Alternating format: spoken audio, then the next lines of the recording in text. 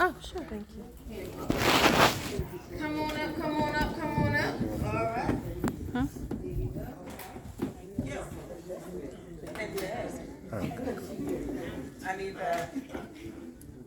I need you up here too.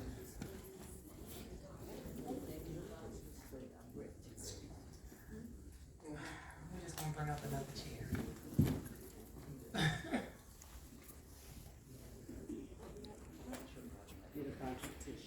Don't do that. So, I know this is the amazing women up here on this panel, right? We've done this before, right? We did this many times over before. These are the amazing women of her story. So if you're wondering what her story is, it's her. I am her, you are her, we are her. So the men that were just up here, they're actually her. They're like, what do you mean they're her? You're her. Because you're healed, you're empowered, and you're resilient. And see, now I got his attention. He's like, really? Even when she put the phone, he was like, no, I gotta hear this. But you are also him. You're also honorable, intelligent, and mature. Because you were her. As you heard from Alex, it's the polarity. Her needs him needs her. So some of the men that you heard in the Men Don't Talk panel are actually, you're going to be hearing more from them in him story of those three things that I just said. But now we with her. So, and it's happening. So I want them, and they done practiced this over and over and over for the past year. In a minute. In a minute. Okay. I know. To share. And Monique. And all of y'all. Yeah, they just love their stories, right? So we will start with our residential crybaby.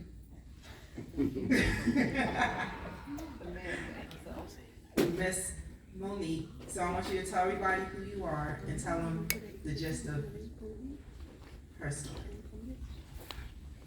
Use the mic.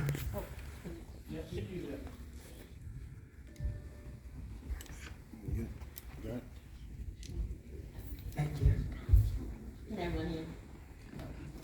So, as Carolyn said, I am Monique Mormon. I am originally from Brooklyn, New York. I am now a resident of District Heights, Maryland. That happened because Grandmaster Jay was born. That's my grandson. And her story. Her story is something that I had been holding on to for years. Didn't know at first what happened, didn't understand it, but the aha moment, the epiphany, was I was hurting, but I put it into the things that I collected, because my story is hoarding made easy, no quick fix.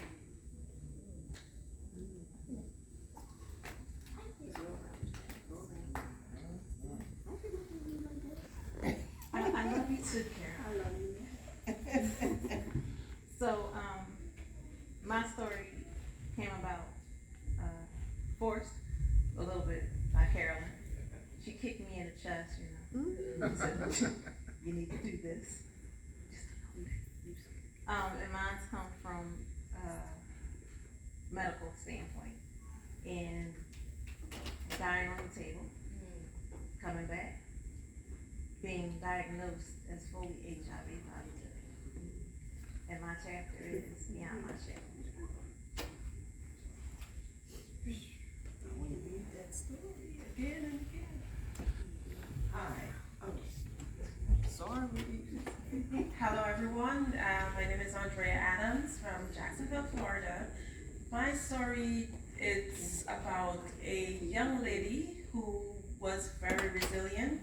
I found myself at one point in my life where I was comfortable, just there sitting in my comfort zone and not willing to take steps. That just happened because as a child I was molested, and that actually caused me to lose my voice. I could not speak up. So being here and speaking today is such a great leap from the person that I was. And because I was able to speak up, I was able to get the job that I wanted at that time. And everything right now is like in a bird's eye view because I've been going from there. Good afternoon, my name is Jerry. I'm originally from Philadelphia. However, I live in Atlanta, Georgia now. And when Carolyn approached me about this project, I had to think about what story I wanted to share and what story would be the most healing for others. And so my story is entitled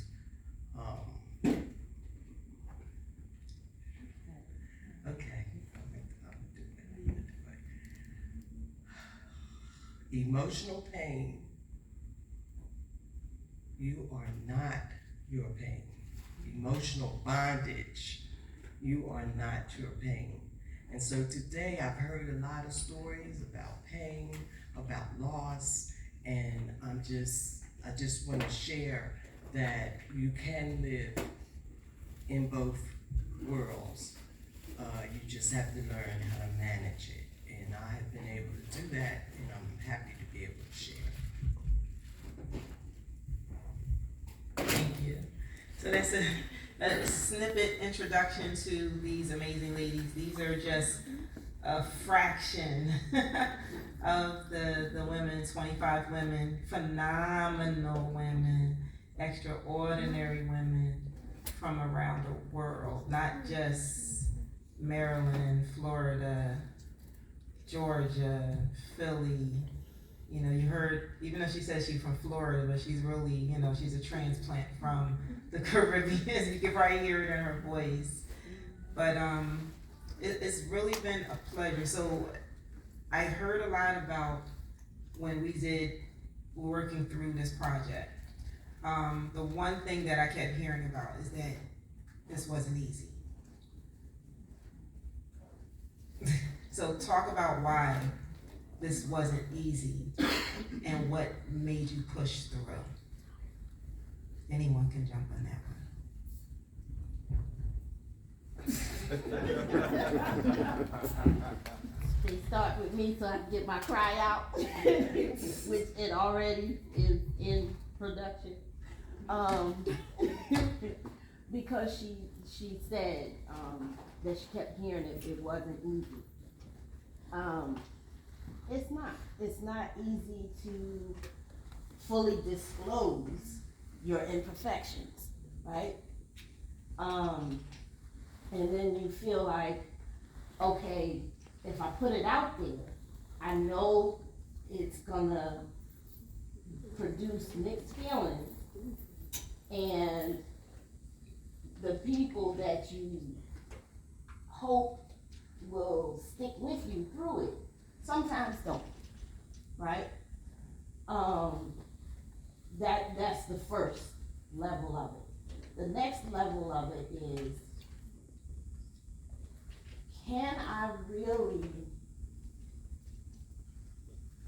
say that I'm hurt, I'm broken, and be okay to say I'm hurt and I'm broken without feeling selfish for saying I'm hurt and I'm broken?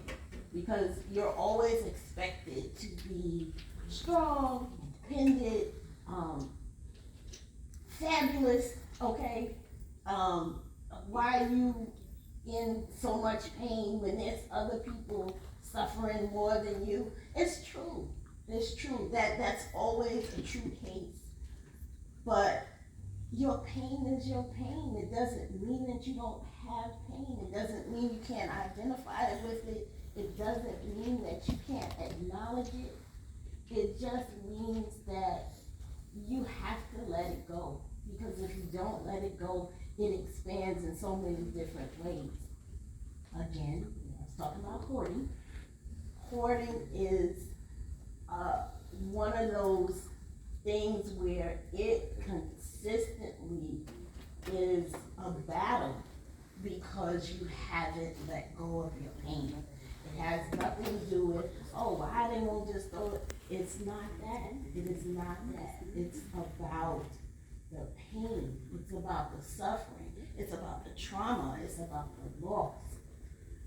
And if you've got to put all that out, you've got to be ready for it to resurface within you over and over again.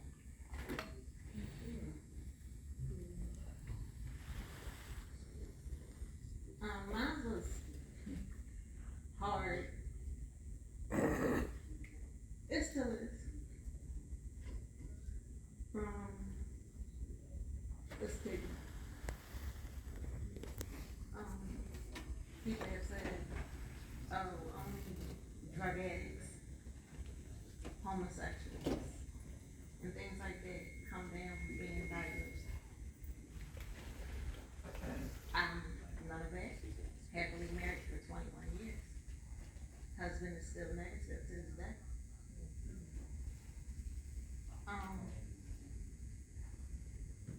But it was an epiphany because there's so many blood sisters and brothers out there that can't share that this is them, that this is what they go through, that this is what they suffer with every day.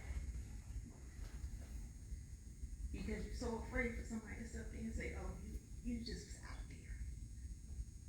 You know, you was doing everything that you shouldn't have been doing, and this is how you got there.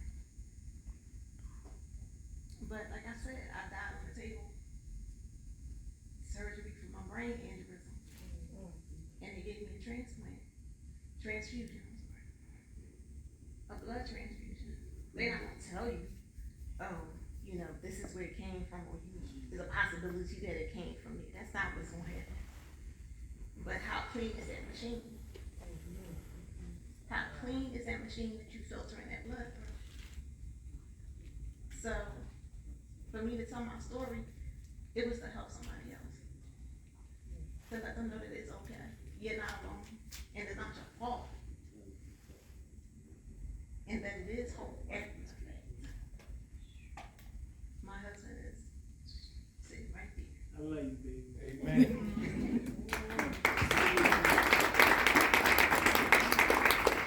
He didn't leave me. He didn't blame me. My doctor said to him, before I say anything, are you gonna be here?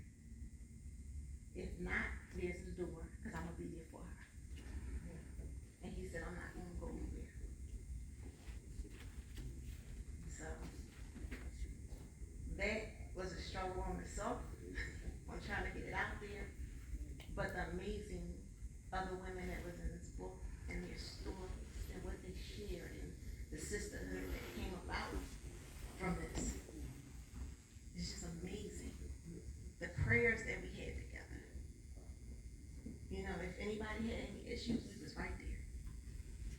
Calling, you know, if we can travel to your city or state, country, we will be there, and that's just the support behind it.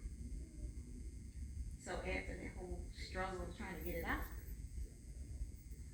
the blessings that came from it all is Carolyn, the amazing visionary that brought it all together. And the 25 phenomenal women that was able to come forward and say, I'm healed, empowered, and resilient to tell my story to help somebody else.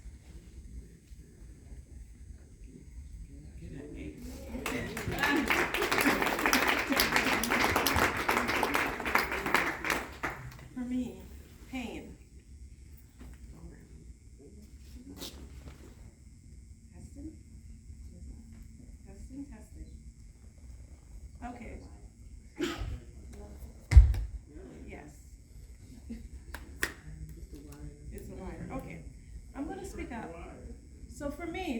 no more testing.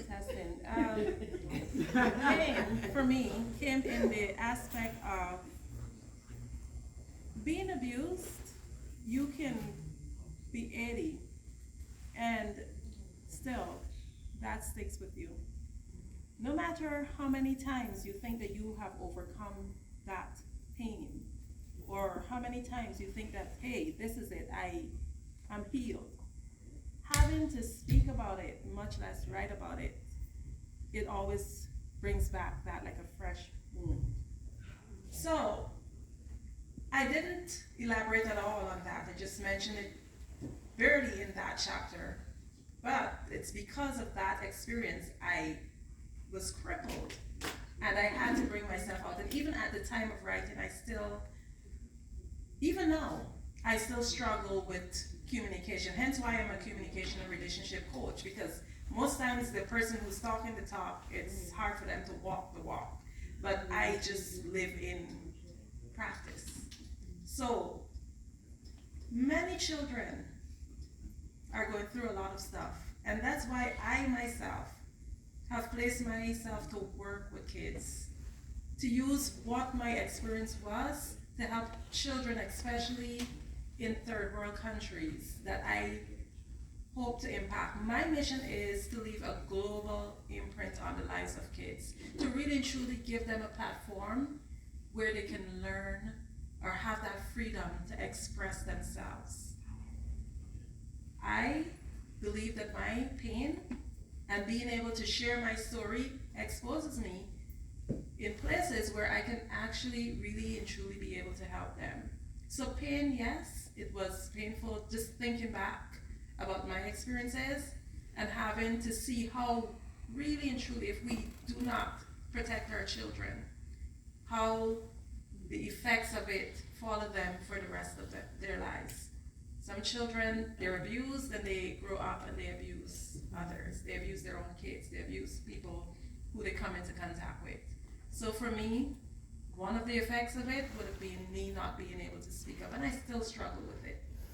So there's where my pain lies, and I will continue to just press on and help others as much as I could, especially the youth.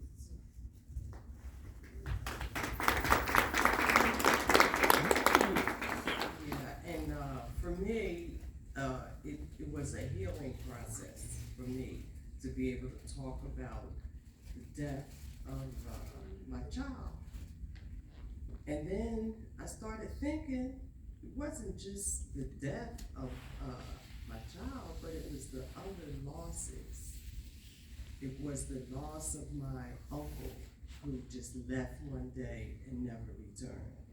It was the loss of my mother, who was my best friend. It's just her and I.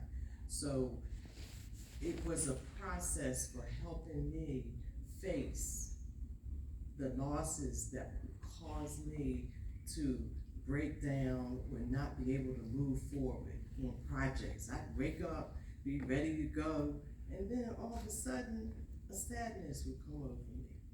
And I couldn't understand, where's this coming from? But I had to face that you are holding in a lot of pain, a lot of hurt. And so that caused me to write about it and to be able to help others, because I was able to go on and do things, reach goals, go back to school, change jobs, write in other collaborations, and so, I know that what I did, others can do as well. And I've heard it tonight about loss and the pain of it, and you can live in both worlds. You can. And I'll just give one way that I found that was beneficial for me was to think about the positive aspects of it and how I can use that pain to help somebody else. And that's what helps me, so yes, we are her. Yes, we are everybody's story. Thank you.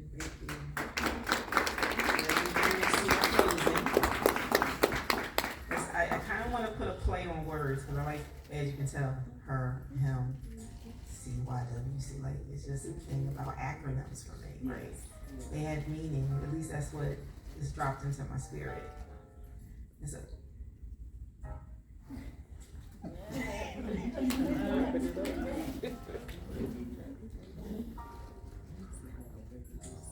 I know, right? Trying to be all anyway, so. Yes. For sure. Gotta get that in a minute.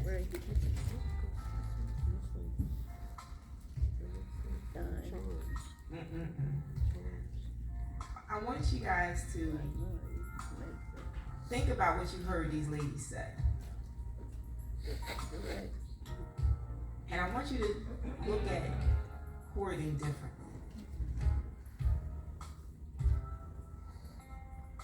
What's that noun in your life? You know, we learned that a noun, well, I'm sorry, we in Philly, right? So it's a John. What's that John? And not John Morgan. I know. So, but what's that person that you're hoarding?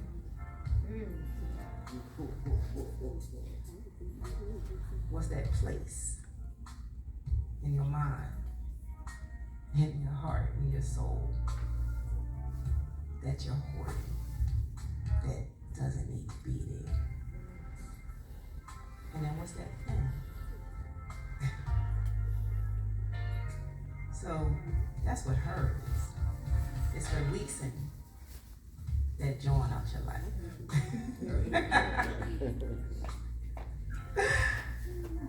Because when Philly is a person, place, a thing, it's a noun.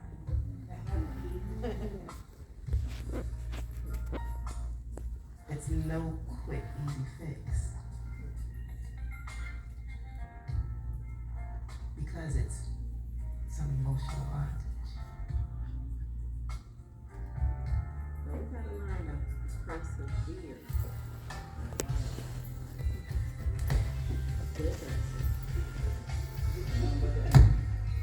Oh, all day. Mad, bit mad at me. But guess what? It's happening.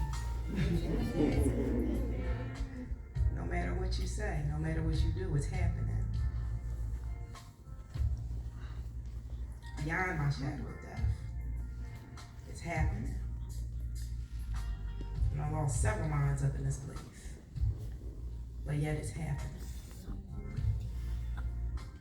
I'm thanking everybody, from the people who just said yes, or because I just asked. That's it. For the amazing exhibitors that came to share their amazing talents and skills, and we have some beautiful vintage clothes back there.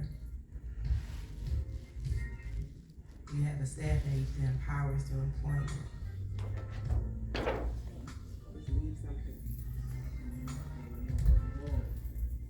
We got our life coach Tandy. And we got love to heal. Playing words, right? When you love to heal, wait a minute.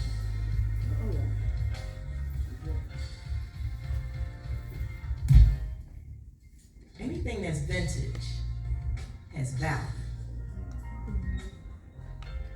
Am I right? Absolutely. It's precious.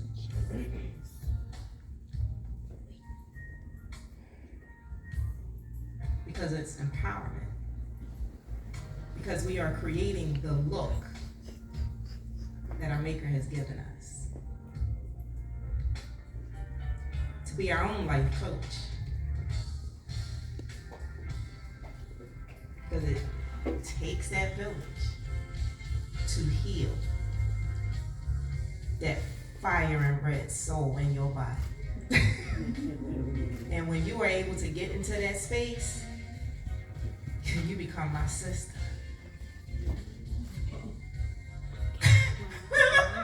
And that is your quality of life.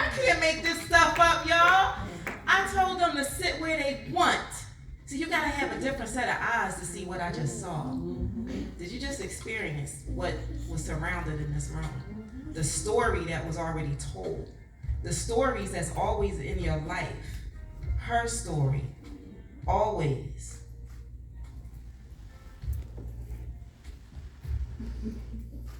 She got so much stuff on her. No, I really ain't gonna talk about all that. But Because it's all this stuff. But it's already written. You can keep messing with me. I ain't even paying you no mind no more. See, but when you get through all of this, remember I told you guys I want everybody to be happy? I want everybody to be groovy, man. That's right. So I don't know if you guys noticed this little groove master back there been kind of like in his little mix. So that painting is what he's been, the spirit that's been in this room all day. And that's what he captured. From things being vintage. And when you can get through all around the room, you become groovy. And when you're groovy, you just smooth.